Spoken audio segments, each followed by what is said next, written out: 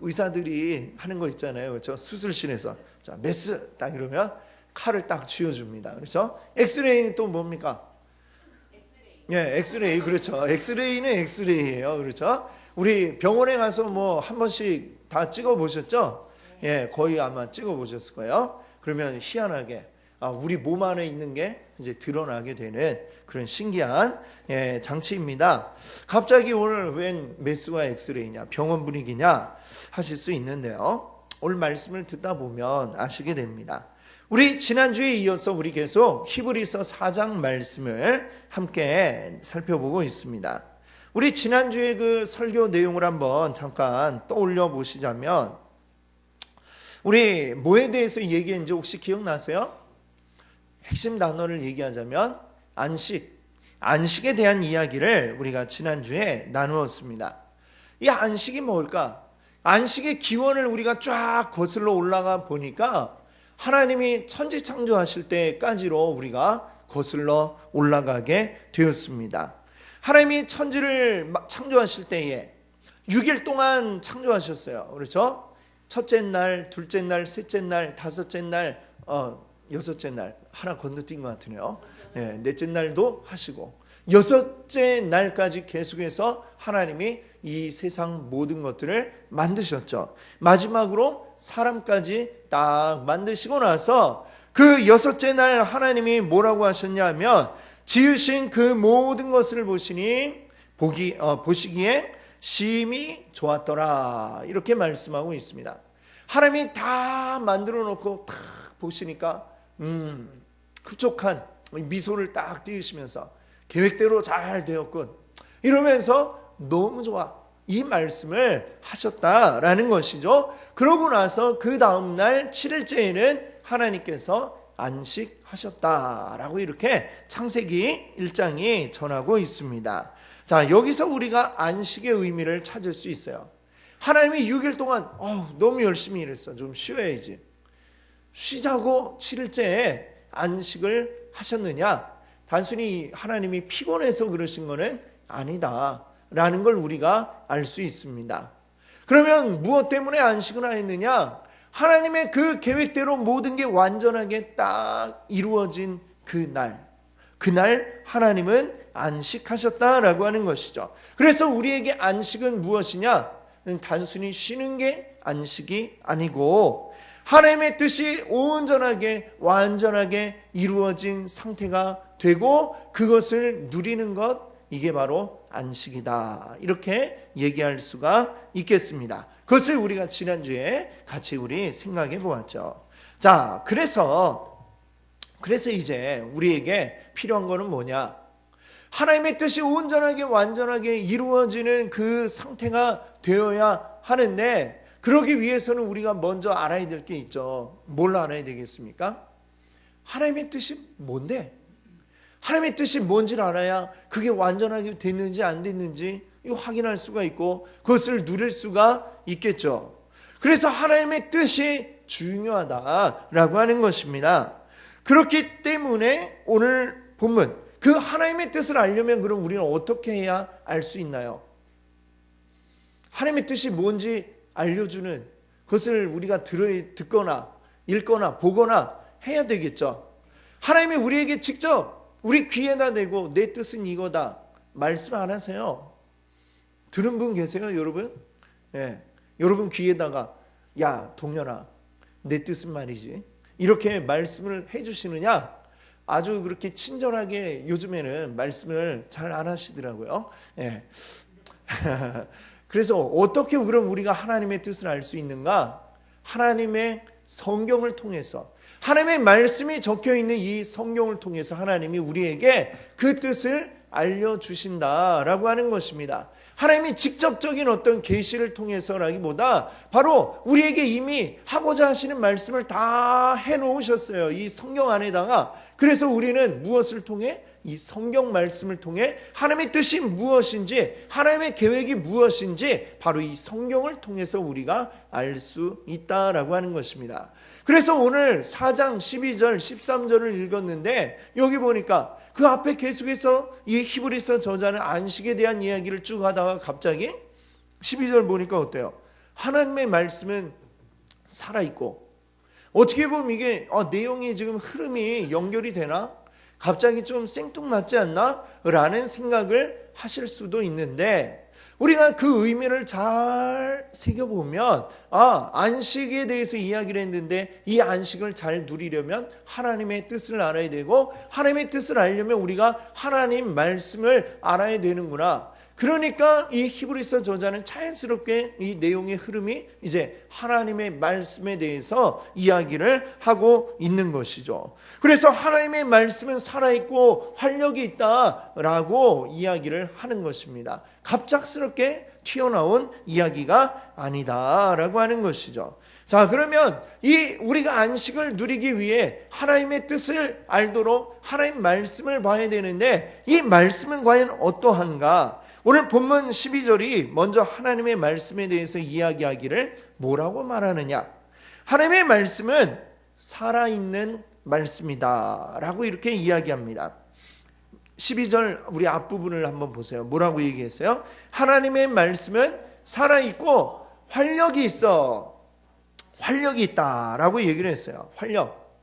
이 활력하면 여러분 혹시 오늘 아침이나 아니면 어제 저녁에 생선 반찬을 드신 분 계십니까? 네, 어떻게 확신하세요? 드신 분도 있을 수 있는데, 하여튼 우리 손명 집사님은 안 드신 거 확실하고, 다른 분도 혹시 생선 드신 분, 안 드신가 봐, 안 계신가 봐요. 그렇죠? 어제 연말이고 하니 다 삼겹살 또는 스테이크 드신 것 같아요. 근데 여러분, 생선 반찬을 우리가 보통 먹을 때 있어요. 고등어나 아니면 뭐 조기나 뭐 이런 거를 반찬으로 딱 구워가지고 올렸습니다. 그때 그 생선이 어떻든가요? 가시도 많은데 걔가 막 움직이던 펄떡펄떡 뛰어요. 밥상에서 안 뛰죠. 왜 안 뛰어요? 그렇죠. 지금 말씀하신 것처럼 죽었으니까 그 생선이 펄떡펄떡 뛰지 않죠, 밥상에서. 그런데 여러분들 혹시 낚시하시는 분들 같으면 낚시를 탁 해가지고 던져가지고 딱 잡아 올릴 때 그 물고기 어떻게 올라올까요? 가만히 이렇게 탁 이렇게 올라올까요? 아니죠. 펄떡펄떡 뛰면서 막 올라오는 그 모습들 아마 여러분들 보셨을 겁니다. 그 낚시에서 갓 잡아 올린 생선은 펄떡펄떡 뛰는 이유가 뭡니까? 살아있기 때문에 움직이는 것이죠. 반면에 우리 식탁에 올라온 그놈은 어때요? 이미 죽어있기 때문에 더 이상 움직일 수가 없는 것입니다. 막 팔딱팔딱 뛰는 그 생선을 보고 우리는 뭐라고 불러요? 활어. 활어라고 부르잖아요. 그렇죠? 활. 이 활이라는 거는 뭐예요? 한문의 활자는 생동감 있게 움직인다, 살아있다라는 그런 의미를 가지고 있습니다. 그래서 활력이 뭐예요? 그렇죠. 우리가 가지고 있는 어떤 힘, 에너지 뭐 이런 것들을 우리가 활력이다라고 이렇게 이야기를 합니다. 오늘 우리가 생각해 봅시다. 하나님의 말씀은 살아있고 활력이 있다라고 할 때에 하나님의 말씀이 어떻다는 거예요?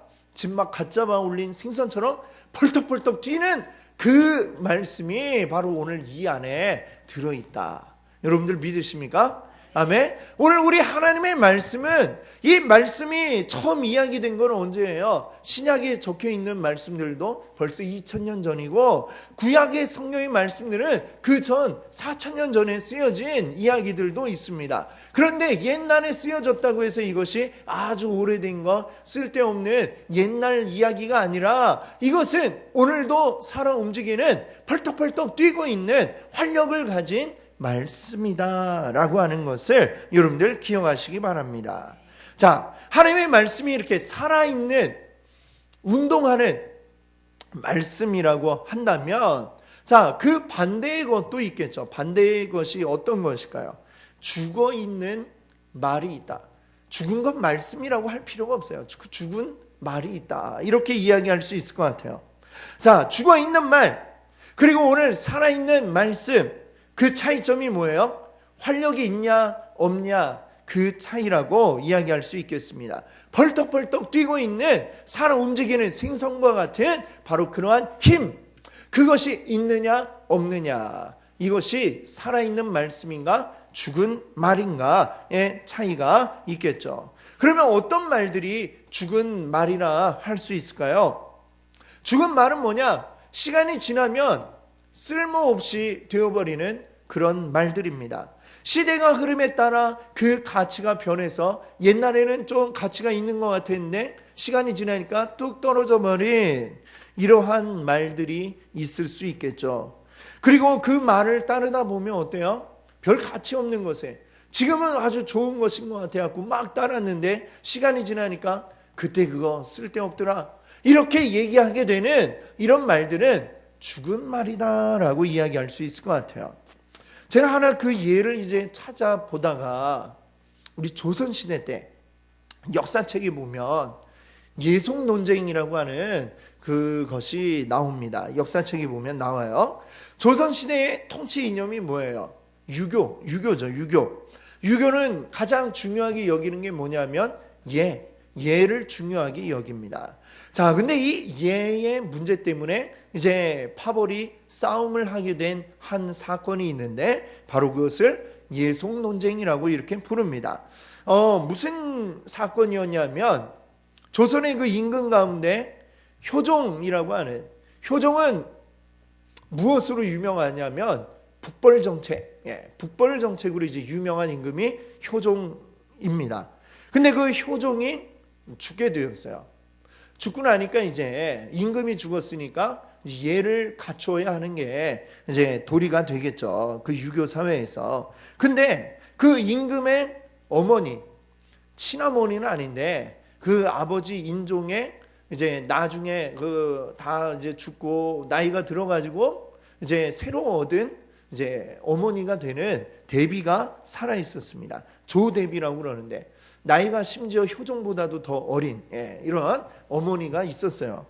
그런데 이제 유교 예법에 따르면 어머니도 아들이 죽으면 예를 이제 갖추어서 그 조선시대 사람이 죽은 그 예는 뭐예요? 상복을 입고 있는 겁니다. 상복을 입어야 되는데 이 상복을 얼마 동안 입어야 될 건가? 이 문제로 이제 싸움이 나게 되었습니다. 효종은 왕이지만 왕이긴 한데 첫째 아들이 아니라 둘째 아들이었어요. 둘째 아들이니까 자 이제 어떻게 싸우느냐 하면 둘째 아들이니까 둘째 아들에 맞게 이제 서인이 이제 그 주장을 했는데 1년만 상복을 입는 게 맞다 이렇게 주장을 하고, 또 남인들이 그때 이제 또 남인들이 주장한 것은 비록 둘째라고 하더라도 왕이기 때문에 장자에 걸맞는 수준으로 이 대비가 3년 동안 상복을 입어야 된다 이렇게 주장을 했어요. 결국 싸움이 나가지고 누가 이겼느냐? 서인들이 이기게 되었습니다. 그래서 상복을 1년 입기로 하고, 그럼 남인들은 어떻게 됐을까요? 다 관직을 파직당하고 쫓겨나서 귀양 가거나 이런 일들을 당하게 되었다는 것이죠. 자, 이 이야기를 드리는 이유는 사실 뭐 그 예를 중요시 여기는 그 유교 문화에서 생각해 보면 맨 처음에 그 상복을 입었던 이유가 뭘까요? 뭐라고 생각하세요, 여러분은? 돌아가신 분, 먼저 돌아가신 분을 가족들이 같이 기억하면서 그분을 잊지 말고 일정 기간 동안 우리가 기억하면서 마음에 그분을 이제 높이는 마음을 갖자. 아마 이런 생각이 이제 우선되어서 뭐 3년이건 1년이건 상복을 입고 그분을 생각하면서 지내자. 이렇게 아마 시작이 되었을 겁니다. 근데 이것들이 시간이 점점 지나다 보니까 뭐 그런 돌아가신 분을 기리고 이런 마음이 중요한 게 아니고 뭐가 남았어요? 이거 몇 년 입어야 되냐? 이게 법에 맞냐 틀리냐? 이거 가지고 또 싸움을 하고 싸움의 결과로 사람들이 이제 뭐 감옥에 갇히거나 또는 관직이 파직되고 귀양 가거나 이런 일들이 생기게 되었다라고 하는 것이죠. 그러면 우리가 생각해 보면 예를 그렇게 중요시 여기는 사람들이 이거는 상대방의 또한 이 예가 될까? 예의를 지키는 걸까? 나와 의견이 다르니까 너는 죽어. 뭐 이렇게까지도 나중에 이제 비화가 되지 않습니까? 이런 일들을 우리가 바라볼 때에 이것이 정말 이 살아있는 이 예라고 하는 것이 정말 살아있는 것이었을까? 생각해 보면 많이 어긋나 있구나. 이건 지금 죽은 것이나 다름이 없구나. 본질은 사라지고 다른 것들이 부차적인 게 더 우선하게 되는 이러한 상황들, 그런 것들은 살아있는 말씀이라고 하기가 어렵겠죠. 자, 하나님의 말씀은 시간이 지난다고 해서 에이 요즘은 그렇지 않지 이렇게 말할 수 있는 게 아닌 것입니다. 진리는 어때요? 진리는 시간이 아무리 오래 흘러도 바뀌지 않는 것입니다. 시간이 아무리 오래 지나도 그 가치가 변함이 없는 것입니다. 2000년 전이나 지금이나 또 앞으로 2000년의 시간이 더 흐른다고 하여도 절대로 바뀌지 않는 진리, 그 진리가 무엇이냐? 오늘 우리에게 주신 하나님의 말씀인 것입니다. 바로 이 하나님의 말씀, 그와 같은 진리이면서 우리에게 살아있는 말씀이기 때문에 언제 어디서든지 변함없는 말씀이기에 우리가 이 말씀을 깊이 우리의 마음에 새기고 따라야 할 줄로 믿습니다. 아멘. 네, 그렇습니다. 자, 오늘 그 4장 12절을 더 계속해서 읽어보니까 이 살아있는 하나님의 말씀 마치 무엇과도 같다라고 얘기를 하고 있냐면 메스와 같다라고 얘기를 하고 있습니다. 말씀드린 것처럼 메스 뭐예요? 수술할 때 의사들이 쓰는 그 의료용 칼을 우리가 메스라고 사용합니다. 메스는 어때요? 매우 날카롭고 예리하죠. 여기부터 여기까지 잘라야 되겠다라고 생각하면 정확히 여기부터 여기까지 자를 수 있도록 정교하게 만들어진 것이 바로 의료용 메스라고 이야기할 것입니다. 오늘 말씀을 보니까 메스라는 단어는 나오지 않지만 메스 같다라고 이렇게 이야기하고 있는 것 같아요. 보세요. 뭐라고 얘기하고 있어요? 어떤 검보다도 예리하여 혼과 영과 및 관절과 골수를 찔러서 쪼개기까지 하고, 완전히 지금 수술 장면 아닙니까? 그렇죠? 그것을 하는 게 바로 무엇이냐? 하나님의 말씀이다라고 얘기하고 있습니다. 사실 우리 모든 인생은 우리 안에 상처를 가지고 있습니다. 우리 몸에 질병이 있는 것은 말할 것도 없거니와 우리 심령이, 우리 마음과 영혼이 다 어떤 병들을 가지고 있다라고 할 것입니다. 모든 사람들이 다 아픔이 없는 사람이 없고 상처 없는 사람이 없습니다. 그렇기 때문에 겉은 멀쩡해 보이지만 그 속이 썩어 문드러져 있는 이런 사람들이 너무나 많은 것이죠. 그러면 우리의 속에 이 병, 우리 마음의 병이라고 합시다. 이 병은 과연 어디에서부터 오게 되었을까요? 원인을 알아야 정확히 치료를 할 수 있을 텐데요. 언젠가 제가 뉴스에 들으니까 한 사람이 어린 아이 때 몸에 이상이 생겨서 병원을 갔어요. 그 병원에서 근데 너무 심각한 병입니다 하면서 이제 약을 주는데 몸이 낫지는 않고 계속해서 몸이 안 좋아져서 나중에는 움직이기 어려운 상태가 되어버렸습니다.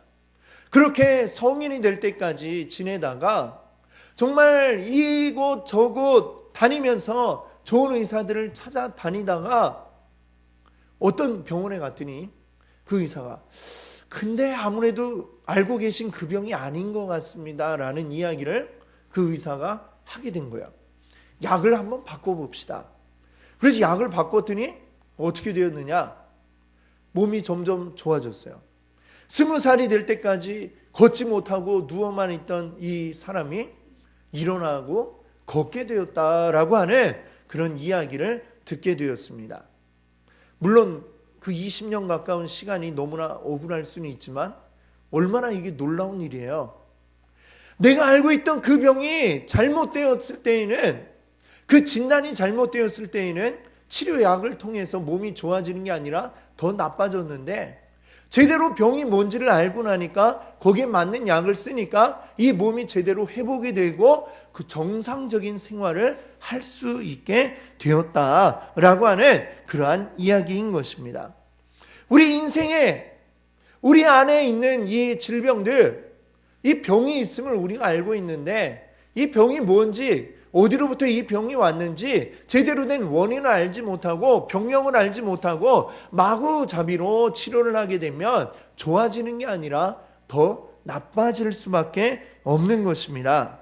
그래서 하나님이 우리에게 제대로 된 병명을 알려주시고 거기에 대한 제대로 된 치료를 하시기 위해서 메스를 들어가지고 수술을 하시게 되는 것이죠. 우리 안에 있는 이 병들은 다 어디로부터 온 것일까요? 성경은 말씀합니다. 우리 사람의 맨 처음부터 다 보여주고 있지 않습니까? 맨 처음 안식을 누리던 그때에 완전한 하나님의 뜻대로 온전하게 이루어진 사람의 모습도 보여줍니다. 그러나 그 이후에 그것이 파괴되고 죄로 인해서 파괴되고 안식에 이르지 못한 사람들의 모습도 보여줍니다. 그리고 그것이 바로 우리 인생이라는 것을 알려주고 계시죠. 그렇다면 우리가 지금 이 인생의 고통, 질병으로부터 벗어날 수 있는 길은 무엇입니까? 다른 것에서 우리가 안식을 찾을 수가 없죠. 24시간 눈도 안 뜨고 누워있으면 우리가 안식을 찾을 수 있을까요? 아니면 아무 일도 안 하고 한 달, 두 달 쉬고 있으면 안식을 얻을 수 있을까요? 다른 어떤 쾌락을 우리가 얻을 수 있다면 거기에서 안식을 얻을 수 있을까요? 그렇지 않다는 것을 우리는 이 말씀들을 통해서 분명하게 알 수 있는 것입니다. 우리의 질병은 이 몸에 그리고 우리의 영혼의 질병은 다른 데서 온 게 아니라 우리가 하나님으로부터 떠났기 때문에 생겨난 질병임을 우리가 알 수 있습니다. 그래서 우리 어떻게 해야 회복이 될까요? 하나님의 말씀을 통해 하나님을 알고 그리고 하나님께로 더 가까이 나아갈 때에 우리의 질병들이 회복이 될 수 있는 것입니다. 그래서 오늘 이 말씀은 우리에게 오늘 하나님의 말씀이 무엇이냐? 우리의 썩은 부위를 도려내고 다친 곳을 낫게 만드는 메스다라고 말씀하고 있는 줄 믿습니다. 우리의 혼과 영과 관절과 골수를 찔러서 쪼개고 잘못된 거는 걷어내고 온전히 또 벌어진 상처는 꼬매어주는 이러한 하나님의 수술이 이루어지는 과정, 이것이 무엇을 통해 우리에게 이루어진다고요? 바로 하나님의 말씀을 통해 이루어지는 줄 믿습니다. 오늘 우리 하나님의 말씀이 이렇게 나를 낫게 만들고 치유하는 나의 너무나도 소중한 메스구나라고 하는 것을 여러분들 분명히 깨달으시고 그 말씀을 통해 여러분 하나님의 은혜를 회복하시는 여러분 되시기를 바랍니다. 아멘. 자, 이제 메스와 같은 말씀이라고 했는데 또 하나가 더 등장을 하고 있어요. 뭐냐? 하나님 말씀은 엑스레이 같다라고 이렇게 이야기를 합니다. 엑스레이가 뭐예요?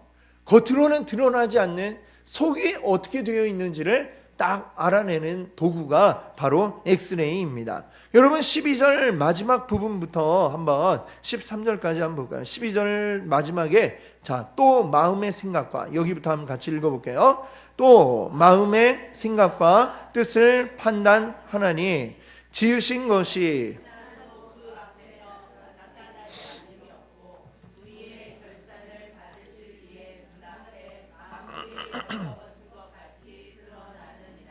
아멘.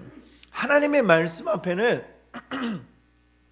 감추어진 것이 하나도 없이 다 벌거벗은 것처럼 드러나게 될 것이다 라고 이렇게 말하고 있습니다. 우리의 마음, 우리 속담에 그런 말이 있잖아요. 10길 물속은 알아도 한 길 사람 속은 모른다, 이런 얘기가 있습니다. 저 깊은 물속은 우리가 알지언정 사람 마음속은 뭐 사람이 앞뒤로 이게 한 몇 센치나 될까요? 30cm도 되지 않을 것 같아요. 그 폭이 우리가 앞에 가슴부터 뒤에 등까지. 근데 그 안에 들었다고 생각되는 이 마음을 우리가 알 방법이 없습니다. 아무 말도 안 하고 가만히 있으면 저 사람이 속으로 무슨 생각하는지 우리가 알 수가 없죠. 근데 그것을 아시는 분이 계시니 누구예요? 바로 우리 하나님이라고 하는 것입니다. 하나님은 우리가 말 안 해도, 우리가 행동하지 않아도 마치 엑스레이로 우리 속에 이 심장, 내장 뭐 다 어떻게 되어 있는지 엑스레이를 찍어서 알 수 있는 것처럼 하나님의 눈은 정확하게 우리의 마음속을 꿰뚫어 보신다라고 이렇게 이야기하고 있습니다. 요즘 우리가 이 성경 일독 함께 어떤 부분하고 있냐면 소선지서 부분을 함께 보고 있는데요. 하나님이 이 선지자들을 통해서 말씀하시는 게 그 상당 부분이 뭐에 대한 말씀하시냐면 우리 인간들의 죄에 대한 고발을 하고 계십니다. 고발이 뭔지 알죠? 자, 이런 죄가 있다라고 이렇게 이야기하는 거예요. 자, 너희는 이런 죄를 지었다. 그러니 그 죄에 대해서 내가 심판하겠다라고 하는 게 하나님의 말씀인 것입니다. 선지서의 주요한 내용들이 거의 그런 내용들이에요. 그럼 하나님 우리의 죄에 대해서 어떻게 이렇게 잘 알고 계실까? 하나님은 어떻게 하실까요? 하나님은 모든 걸 다 아세요. 우리 마음속을 이 엑스레이 같이 꿰뚫어 보고 계신 분이십니다. 그리고 그 우리의 모든 마음을 하나님 우리가 겉으로 행동하는 것뿐만 아니라 우리의 마음의 생각과 뜻을 다 알고 계세요. 그래가지고 그것을 어떻게 하시는 거예요? 하나님 말씀과 비교해 보는 겁니다. 하나님의 뜻과 비교를 해서 많이 벗어났어? 그러면 여기에 대해서 어떻게 하신다는 거예요? 심판하신다라고 말씀하고 있습니다. 하나님 앞에서 우리 인간은 거짓을 이야기할 수가 없습니다. 거짓 행동을 할 수가 없습니다. 모든 게 다 드러나기 때문이죠. 우리 선지서 그 말씀 가운데 요나라는 선지자가 있습니다. 여러분 아마 잘 아실 거예요. 물고기 뱃속에 3일 동안 들어갔었던 그 요나. 왜 근데 3일 동안 물고기 뱃속에 들어갈 수밖에 없었나요? 하나님이 니느웨로 가라 라고 말씀하셨어요. 니느웨는 어디냐면 그때 이 이스라엘을 괴롭히던 큰 나라 아수르의 수도가 바로 니느웨였습니다. 니느웨로 가라. 그리고 그 사람들에게 내가 심판하겠다라고 얘기를 해라. 그래서 그들이 돌이킬 수 있는 기회를 줘라. 이게 하나님의 의도였어요. 하나님은 비록 이스라엘을 괴롭히는 아수르 사람들이라 할지라도 돌이킬 수 있는 기회를 줘야 된다는 거죠. 근데 이 요나는 맨날 우리 괴롭히는 애들인데 그냥 바로 심판하세요. 뭘 경고를 하십니까? 이게 지금 요나의 마음이에요. 왜? 너무 미우니까. 너무 맨날 우리를 괴롭히고 우리 괴롭히는데 그 사람들 그냥 잘 되는 꼴을 못 보겠습니다. 하나님 그냥 바로 심판해 주세요. 그래가지고 하나님이 니느웨로 가 이랬는데 니느웨로 안 가고 항구에 이제 배 타러 딱 가가지고 니느웨 행 표를 끊는 게 아니라 어디로 가는 표를 끊었냐면 다시스라는 곳으로 가는 표를 끊었어요. 다시스는 어디냐?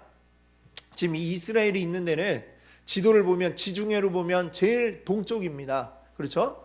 다시스는 지중해 제일 서쪽 스페인, 지금의 스페인이죠. 스페인 저 서쪽 끝 거기에 있는 곳이 다시스예요. 하나님 말씀대로 하면 이렇게 약간 북동쪽으로 올라가야 되는데 그게 아니라 서쪽 끝으로 말하자면 도망을 가는 거죠. 그리고 배에 딱 타가지고는 배 제일 밑창 바닥에 들어가가지고 거기에 누워가지고 잠만 자고 있었습니다. 참 단순하죠. 선지자인데 하나님이 어떤 분인지 모르나 봐요. 배 밑창 속에 들어가 있으면 하나님 나 못 보시겠지? 이런 생각이라도 있는지 그냥 거기에 들어가고 잠만 자고 갑판 위로 올라오지도 않고 그러고 있었던 요나. 근데 하나님이 그걸 아세요 모르세요? 배 밑창이 아니라 저 바닷속 제일 깊은 곳에 빠져 있어도 그래도 다 아실 분이 우리 하나님이십니다. 뭐 우리 지구 이렇게 보면 지표면이 있고 그 속에 이제 멘틀, 그다음 외핵, 내핵 이렇게 돼 있다고 그러죠. 제일 지구 깊은 곳에 아마 이 요나가 땅을 파가지고 그 깊은 곳까지 내핵 있는 데까지 지구 중심까지 들어갔어도 하나님은 아실 분이에요? 모르실 분이에요? 하나님 다 아십니다. 그래서 다 끄집어내실 분이 하나님이시죠. 그래서 하나님이 이 요나가 바다에 빠지도록 그래서 또 준비했던 물고기로 그 요나를 탁 집어삼키게 하고 3일 후에 바닷가에 웩 하고 토하게 해가지고 다시 니느웨로 갈 수 있게 만드신 분이 우리 하나님이시다라고 말씀하고 있습니다. 여러분, 우리 하나님은 모든 것을 다 아시고 모든 것을 다 꿰뚫어 보십니다. 정확히 우리의 마음속, 아무도 모를지라도 우리 하나님은 아시고 하나님은 우리의 마음에 대해서 정확히 판단하시는 분이 하나님이시다, 성경은 말씀하고 있는 것이죠. 그래서 성경에 우리 하나님의 말씀은 엑스레이와 같다, 이렇게 오늘 이야기를 해보았던 것입니다. 여러분, 그래서 여러분, 엑스레이를 우리가 병원에 가면 먼저 찍는 이유가 뭐예요? 우리 몸이 겉으로 드러나는 이상이 없지만 속에 뭔가 이상이 있는가 알아보기 위해서 엑스레이를 찍는 게 아닙니까? 그렇죠? 하나님의 말씀이 엑스레이라면 이 엑스레이를 우리에게 들이대는 이유가 뭡니까? 이상이 있는 부분을 밝혀가지고 그 부분에 칼을 들이대서 고치기 위해서, 수술하기 위해서 우리에게 이 엑스레이를 또한 들이대신다 라는 점을 여러분들 믿으시기 바랍니다. 하나님의 말씀에 비추어서 나의 잘못을 깨달아 알게 되고, 그리고 그것을 하나님의 말씀으로 고쳐서 치유하는 이 역사가 바로 이 말씀 속에 들어있다는 것을 여러분들 믿으시기 바랍니다. 여러분, 제가 하나 이야기를 해드리자면, 제가 대학 다닐 때 교양 수업을 하나를 들었어요. 영상예술의 이해라는 이 과목의 수업을 들었는데, 이 수업하는 분이 목소리가 너무 멋지시더라고요. 예.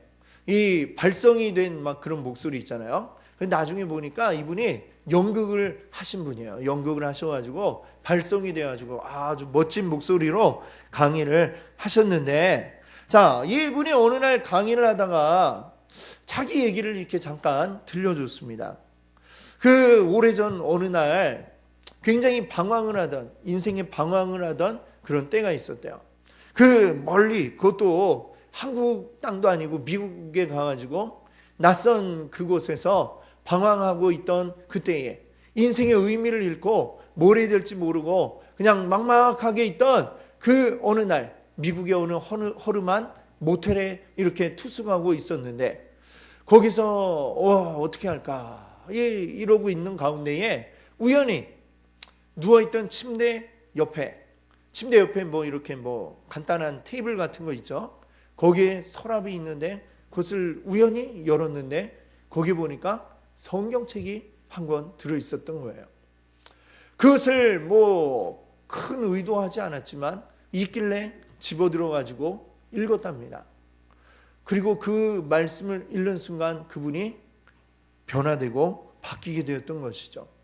마치 무엇에 이끌리듯이 그 서랍을 열고 늘 거기에 있었을 텐데 보지 못했던 성경을 발견하고 그것을 읽는 순간 그분이 그 방황을 끝낼 수 있었다라는 그 이야기를 들려주었는데, 사실 뭐 수업 시간에 지나가듯이 들려주었던 짧은 이야기지만 저에게는 꽤 강렬한 인상으로 그 순간이 남아 있습니다. 한 사람의 인생, 어쩌면 그분이 그대로 그냥 그 상태로 있었더라면 어떤 선택을, 극단적인 선택을 했을지 알 수 없는 그 상황이었는데, 그러한 사람이 놀랍게도 바뀌어지는 일들이 무엇을 통해 일어났나요? 바로 하나님의 말씀인 성경을 통해 일어났던 것입니다.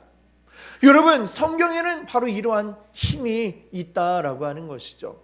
성경을 통해 그 인생이 바뀌고 성경을 통해 자신의 새로운 인생을 계획하고 그렇게 나아가는 사람들이, 제가 수업 들었던 그 수업의 강사 선생님 한 분만이 아니라 정말 셀 수도 없을 만큼 많이 있다는 것을 여러분들 기억해 주시면 좋겠습니다. 여러분, 우리 인생의 역전은 로또가 만들어주는 것이 아니라 바로 하나님의 말씀이 우리 인생이 역전되게 만들어줄 수 있다는 것을 여러분들 믿으시기 바랍니다. 하나님의 말씀은 우리 인생의 모든 문제들을 꿰뚫어보고 그 아픈 환부를 찔러 쪼개서 그것을 걷어내고 그것을 새롭게 새살이 돋게 만드는 수술을 해주는 도구가 바로 하나님의 말씀이심을 여러분들 믿으시기 바랍니다. 그러니 우리가 이 말씀을 더 잘 알기 위해 힘써야 하겠습니다. 아멘. 그렇습니다. 여러분 지금 오늘 이 예배 가운데도 하나님의 말씀을 듣고 계시죠? 제가 하나님의 말씀을 연구해가지고 나름대로 연구를 해가지고 여러분께 말씀을 드리고 있어요. 그러면 여러분 이 설교 시간에 이 말씀을 어떻게 들으셔야 할까요? 편안하게 이렇게 너무 편안한 나머지 잠에 빠지시거나 이러면 안 되신다. 지금도 저기 자고 있는 친구가 한 사람 보이네요. 눈에 보이네요. 그러시면 안 됩니다. 왜? 이건 너무나도 소중한 말씀이고 지금 오늘 나에게 어떤 놀라운 일을 이룰지 모르는 말씀이기 때문에 여러분 이 한마디 한마디에 귀를 기울이셔야 하는 거예요. 여러분 이 예배를 들으시면서 말씀을 들으시면서 어떻게 해야 돼요? 우리 주보 안에 있는 말씀 듣기에 보면 여러분 대략의 줄거리가 나와 있고 또 옆에 여백이 있습니다. 여러분이 기록할 놀라운 일이 있으면 놀라운 것들이 있으면 옆에다 적으시고 잊지 말아야지 하는 것들은 적어 놓으세요. 여러분 적으시고 그 다음에 휙 버리지 말고 이거 잘 모아 놓으시면 됩니다. 그리고 또 요 밑에 보면 뭐가 있어요? 우리 도상변이 무슨 화장실에서 우리 변을 보는 변의 종류가 아니고 뭐예요? 도전, 상황, 변화. 오늘 이 말씀을 통해 내가 도전받은 것을 기록하시고 앞으로 내가 그러면 지금 나의 지금 상황은 어떤가, 이 말씀과 관련된 내 상황은 어떤가 기록하시고 그래서 앞으로 어떻게 내가 변화되어야지 결심하신 것들을 적어보세요. 그 도상변을 여러분 날마다 매주마다 말씀드릴 때마다 하십시오. 하고 나서 그 다음에 또 어떻게 해요? 우리 같이 셀가족 모였을 때 또 이 도상변을 같이 나누고 나는 오늘 도상변이 이런 겁니다. 또 당신은 어떤 겁니까? 서로 나누세요. 나누면 훨씬 더 말씀 한번 들으면 한번 이렇게 딱 듣는 순간 많이 이렇게 빠져나가는 게 한 반 정도 돼요. 근데 그걸 다시 내가 도상변하면 다시 주워 담아서 우리 머릿속에 더 많이 남게 되죠. 또 같이 도상변을 나누면 저분은 말씀에서 또 저런 걸 느꼈네. 이 말씀을 한 번 되새김질하고 두 번 되새김질하고 세 번 되새김질하는 그러한 효과가 있는 것입니다. 놓칠 게 하나도 없는데 계속해서 되새김질하세요. 이게 여러분에게 은혜가 될 줄로 믿습니다. 말씀을 듣는 것뿐만이 아니죠. 여러분들 매일매일 또한 말씀을 읽으시라고 여기에 적어놓았잖아요. 오늘은 이렇게 읽으세요. 너무 조금이네요. 조금이라고 말하는 분치고 따로 또 더 읽는 분 많지 않더라고요. 많이 읽으시는 분은 더 많이 읽으세요. 더 많이 읽으시고 여러분 계획대로 하루에 20장, 30장씩 읽으시고 그게 안 되는 분은 근데 이렇게라도 읽으세요. 오늘 스가랴 1장, 2장 말씀이잖아요. 오늘 스가랴 1장, 2장 이 정도는 여러분 읽으시면 10분이면 읽으실 수 있어요. 하루에 10분이면 여러분 충분히 세상 없이 바쁜 사람도 10분을 하루에 낼 수 있을 겁니다. 그렇죠? 오늘 읽으시고 또 내일은 내일의 분량 읽으시고 더 은혜가 되시면 더 많이 읽으시고 더 많이 읽으시면 절대 안 된다 이런 거 아니니까 더 읽으셔도 돼요. 근데 적어도 이만큼은 우리 읽자라는 게 이겁니다. 그러니까 같이 따라 읽으세요. 매일매일 읽으시고 하나님 말씀 들은 거 계속해서 이 도상변 여러분도 읽으실 때 여러분 읽은 말씀 속에서 도상변 매일매일 하세요. 그러면 여러분 이 일들을 매일매일 꾸준히 해나가십시오. 그러면 어떻게 될까요? 우리 우보천리 이런 말 들어보셨나요? 우보천리 소가 걷는 거 굉장히 느리죠. 되게 느리네 이 생각이 들 정도로 굉장히 느린데 이 소가 한 걸음 한 걸음 가면서 마침내 천리를 간다 그랬습니다. 천리면은 약 400km 정도 거리가 되겠죠. 서울에서 부산까지 소가 그렇게 느려도 가다 보면 부산까지 가 있는 거예요. 우리가 하는 거 말씀 속에 잘 모르겠는데 또 깨달아지지 않는데 너무 어려운데 해도 매일매일 꾸준히 여러분 소가 한 걸음 걷듯이 천천히 해나가십시오. 그러면 그 말씀이 여러분 속에 들어와서 점점 여러분을 바꿔 나갈 겁니다.